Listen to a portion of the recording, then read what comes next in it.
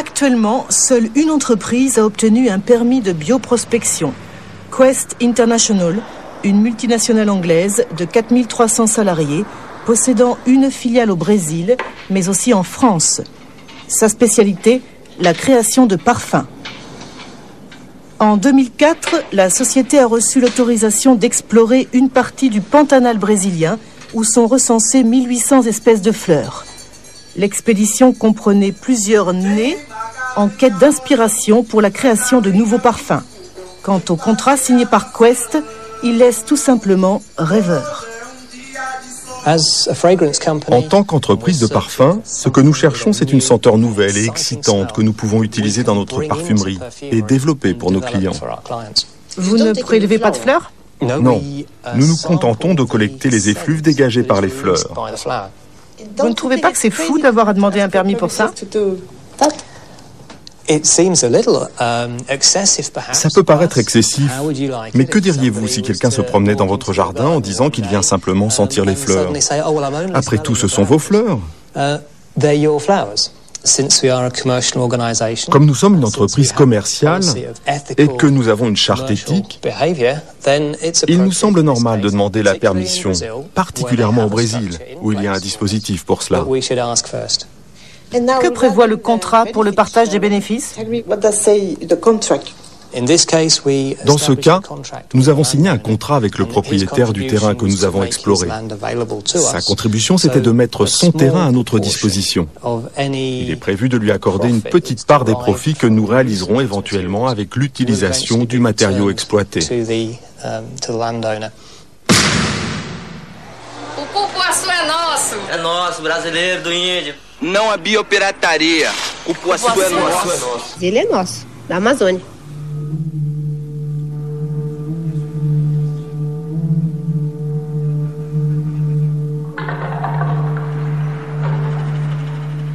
Quatrième mesure, un programme d'information destiné aux communautés indiennes d'Amazonie. Il a été confié à Amazon Link, une organisation non gouvernementale qui avait mené une campagne pour l'annulation d'un brevet japonais sur le cupuaçu, un fruit amazonien. Créée par Michael et Libya, l'association dénonce la pluie de brevets qui s'est abattue sur l'Amazonie, où réside 25% de la biodiversité mondiale. La plupart, des plantes endémiques qui ne peuvent pousser ailleurs.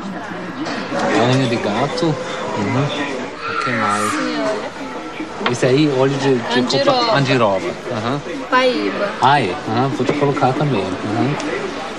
E o óleo de copaíba, esse aí na floresta mesmo, né? Que é a pessoa traz pra o você. rapaz que traz pra gente. E esse aí vem em cápsulas. Cápsula de copaíba. Tá industrializado, né? Todas estas ervas que existem têm um potencial muito grande para a indústria farmacêutica. Por exemplo, a unha de gato tem propriedades fantásticas, anti-inflamatório e fortalecendo o sistema imune e ainda muitas coisas que nem foram pesquisadas, né? Mas, infelizmente, os direitos já estão, grande parte, na mão de empresas multinacionais ou de empresas de países industrializados, né? No Peru, por exemplo, a unha de gato já existe um problema, é que eles já tiraram tanto que ela já está ameaçada. Que existe uma procura grande, eles exportam para a Europa, para os Estados Unidos, né? Então, eles não têm plano de manejo. Pour Amazon Link, l'information constitue la meilleure prévention contre la biopiraterie. Et là, tout reste à faire, car le brevetage du vivant est un véritable casse-tête. Si on considère les populations traditionnelles d'Amazonie, non seulement les Indiens, mais aussi les Métis, tous ceux qui sont directement concernés par la biopiraterie ou la question des brevets, ce genre de discussion est encore très loin de leurs préoccupations. Il est très difficile d'expliquer à un Indien ce qu'est un brevet. Il y a un problème de communication et de langage.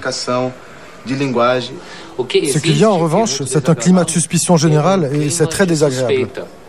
Il y a des gens qui croient que le simple fait de prélever une feuille, c'est de la biopiraterie. C'est pas si simple. C'est l'une des grandes difficultés de l'information. Comment éviter que chaque étranger soit vu comme un biopirate, seulement parce qu'il est étranger et qu'il est intéressé par la recherche. C'est vrai qu'il y a dans ce sujet un vrai dilemme. D'une part, toute la recherche pharmaceutique travaille avec le système des brevets. S'il existe dans cette forêt un médicament contre le cancer, il ne peut être découvert que par quelqu'un qui vient pour le breveter.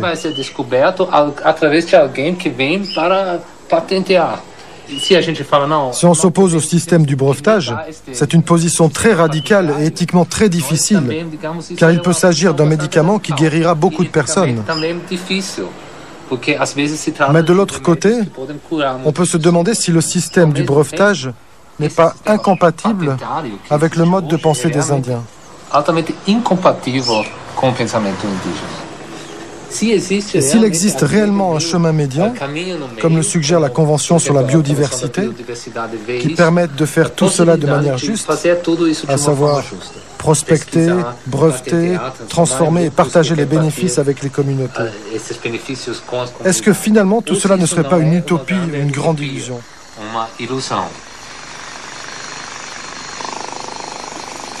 C'est à Libya qu'a été confiée l'animation du premier atelier d'information sur la biopiraterie. À terme, les membres d'Amazon Link rencontreront les 16 communautés indiennes de l'État de l'Acre.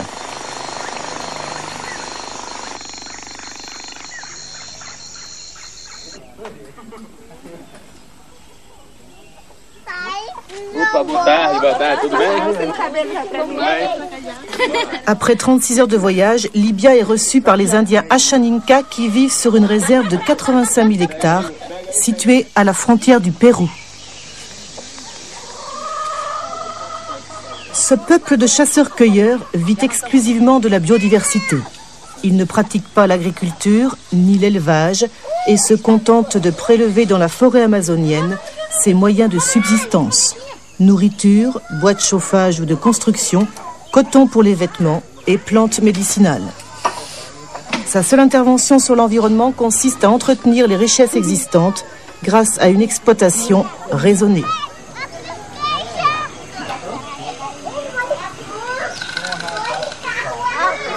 Depuis 5 ans, les Ashaninka se battent contre les exploitants de bois et les fermiers qui envahissent leur territoire et détruisent la forêt.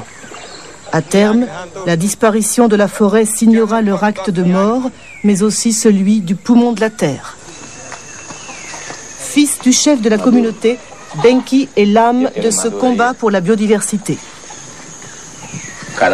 Ce sont des carambolas. Et ici, du poivre vert. Ici, nous avons 116 espèces de fruits.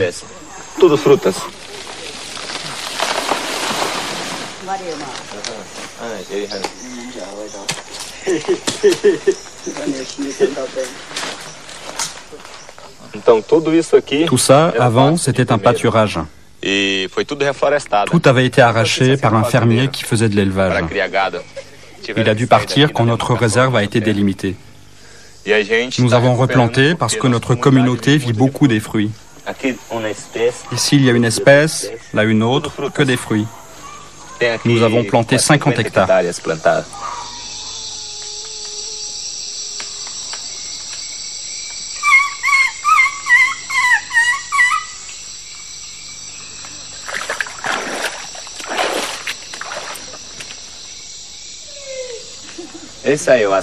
Voici l'ayahuasca. C'est une plante très mystérieuse et sacrée pour notre peuple Ashaninka. On prend la liane, on la coupe, après l'avoir fait cuire, on boit le jus. Moi, je la prends car j'ai suivi l'initiation des chamans et je suis guérisseur. Elle me permet de faire un rêve, et dans ce rêve, je vois les maladies des gens et les traitements. Il y a des gens qui disent qu'elle a été brevetée, et nous sommes très inquiets, car cette plante, nous l'utilisons depuis des milliers d'années, depuis l'origine de notre peuple.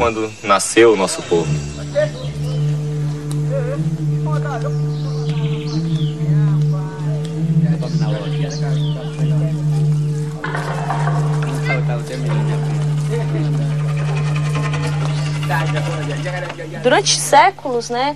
A medicina tradicional não era considerada. Hoje, cada vez mais buscam saber.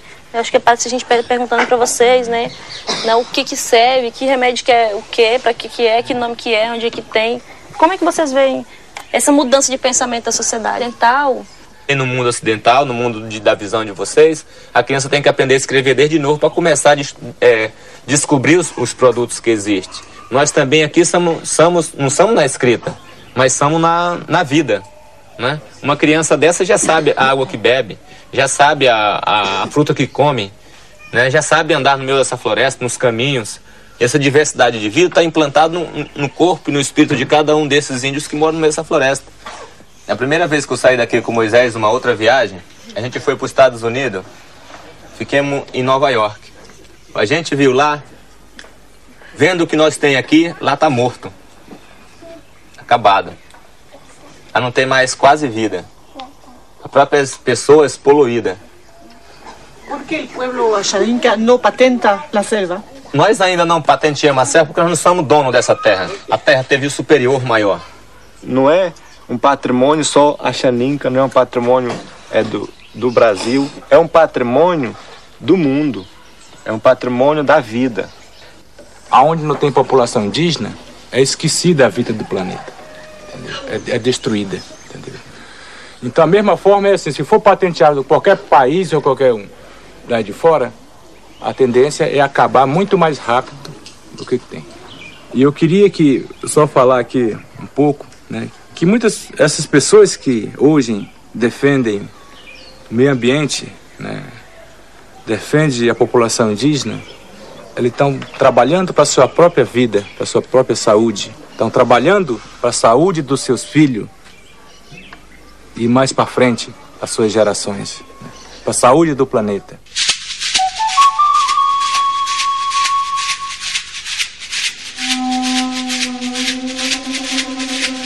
Anything under the sun, anything that's made by man, is made out of man, is out of